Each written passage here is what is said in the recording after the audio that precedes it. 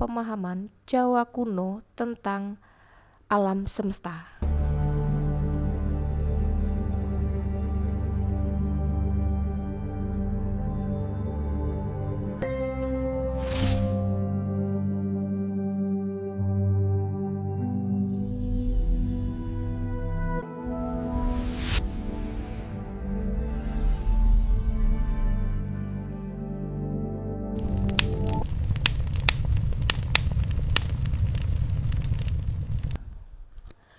Jauh sebelum teleskop Hubble mengirimkan gambar-gambar galaksi yang menakjubkan, masyarakat Jawa kuno telah memiliki cara pandang yang mendalam dan unik terhadap alam semesta. Bagi mereka, kosmos bukanlah sekedar ruang hampa berisi bintang dan planet yang jauh, melainkan sebuah entitas hidup yang terjalin erat dengan keberadaan manusia. Pemahaman ini terangkum dalam sebuah konsep filosofis yang fundamental, kesatuan antara jagat gede alam raya dan jagat cilik diri manusia. Konsep ini bukan sekedar abstraksi, melainkan sebuah panduan hidup yang termanifestasi dalam arsitektur, seni, ritual, dan tujuan hidup masyarakat Jawa kuno. Dasar dari kosmologi Jawa kuno adalah keyakinan bahwa manusia adalah miniatur dari alam semesta. Apa yang ada di luar angkasa, segala keteraturan, energi, dan elemennya juga ada dalam diri manusia. Sebaliknya, gejolak yang terjadi dalam diri manusia diyakini dapat mempengaruhi keseimbangan alam.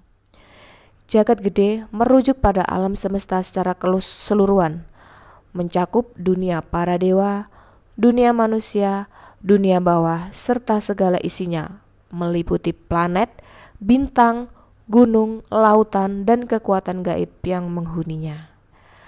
Jagat cilik merujuk pada dunia kecil, yaitu diri manusia. Tubuh manusia dipandang sebagai replika alam raya. Darah adalah lautan, tulang adalah kerangka bebatuan, napas adalah angin, dan panas tubuh adalah api. Pikiran dan emosi manusia adalah cerminan dari dinamika kosmik. Tujuan utama kehidupan dalam pandangan ini adalah mencapai keselarasan antara jagat cilik dan jagat gede. Ketika seseorang mampu menyelaraskan dirinya dengan ritme alam semesta, ia akan mencapai ketenangan batin, kebijaksanaan, dan kekuatan spiritual. Secara struktural, alam semesta dalam pandangan Jawa kuno seringkali dibagi menjadi 3 lapisan vertikal, sebuah konsep yang mendapat pengaruh dari tradisi Hindu-Buddha. Swarloka, tempat bersemayamnya para dewa dan entitas suci, ini adalah ranah kesempurnaan dan keabadian. Madhyapada, dunia tempat hidup manusia, hewan, dan tumbuhan. Dunia ini dianggap sebagai arena ujian di mana manusia harus berusaha menjaga keseimbangan. Narakaloka dihuni oleh roh-roh jahat, raksasa, dan kekuatan bawah tanah. Namun, dunia bawah tidak selamanya negatif. Ia juga merupakan sumber kesuburan dan kekuatan bumi. Secara horizontal, orientasi ruang sangat penting dan dikenal dengan konsep papat kiblat limo pancer. Timur, arah terbitnya matahari, simbol kehidupan baru. Selatan, sering diasosiasikan dengan penguasa gaib Laut Selatan. Barat, arah terbenamnya matahari, simbol akhir atau kematian. Utara, sering diasosiasikan dengan gunung sebagai pusat spiritual. Pusat adalah posisi individu itu sendiri, sebagai pusat dari alam semestanya sendiri. Manusia yang bijaksana adalah ia yang mampu mengendalikan dan menyeimbangkan pengaruh dari keempat arah mata angin tersebut. Manifestasi dalam budaya dan kesenian, pemahaman kosmologi ini tidak hanya tersimpan dalam naskah kuno, tetapi diwujudkan secara nyata dalam berbagai aspek kebudayaan. Candi Borobudur adalah contoh paling megah dari visualisasi kosmologi. Strukturnya secara sempurna menggambarkan 3 lapisan alam semesta. Kamadhatu, dunia keinginan di bagian dasar. Rupadhatu, dunia bentuk di bagian tengah. Dan Arupadatu, dunia tanpa bentuk di puncak stupa, melambangkan perjalanan spiritual manusia menuju pencerahan. Wayang kulit sebelum pertunjukan dimulai, sang dalang akan menancapkan gunungan atau kayon di tengah layar.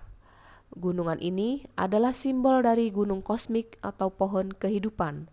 Di dalamnya terdapat gambar-gambar yang merepresentasikan seluruh isi alam semesta, yang meliputi hutan, binatang, dan gerbang menuju dunia lain. Ketika gunungan digerakkan, itu menandakan bahwa sebuah dunia mitologis sedang dibuka. Ritual selamatan, upacara seperti selamatan atau kenduri, bukan sekedar makan bersama. Ini adalah ritual untuk memulihkan atau menjaga harmoni. Dengan berdoa dan berbagi makanan hasil bumi, masyarakat berusaha menyelaraskan kembali komunitasnya jagat cilik dengan kekuatan alam semesta jagat gede. Tujuan tertinggi Sangkan Paraning Dumadi. Puncak dari pemahaman ini adalah pencapaian tujuan hidup yang disebut Sangkan Paraning Dumadi, yang secara harfiah berarti asal dan tujuan dari segala ciptaan. Ini adalah sebuah doktrin filosofis tentang dari mana manusia berasal dan kemana ia akan kembali. Menurut keyakinan ini, manusia berasal dari sumber yang ilahi dan suci. Tujuan hidupnya adalah untuk menjalani kehidupan dengan cara yang benar, menjaga keselarasan, hingga pada akhirnya dapat kembali menyatu dengan sumber ilahi tersebut dalam keadaan sempurna. Jalan untuk mencapainya adalah melalui laku spiritual seperti tapabrata arketisme dan pengendalian diri, meditasi, dan perbuatan baik, yang semuanya bertujuan untuk membersihkan jagat cilik agar layak bersatu kembali dengan jagat gede.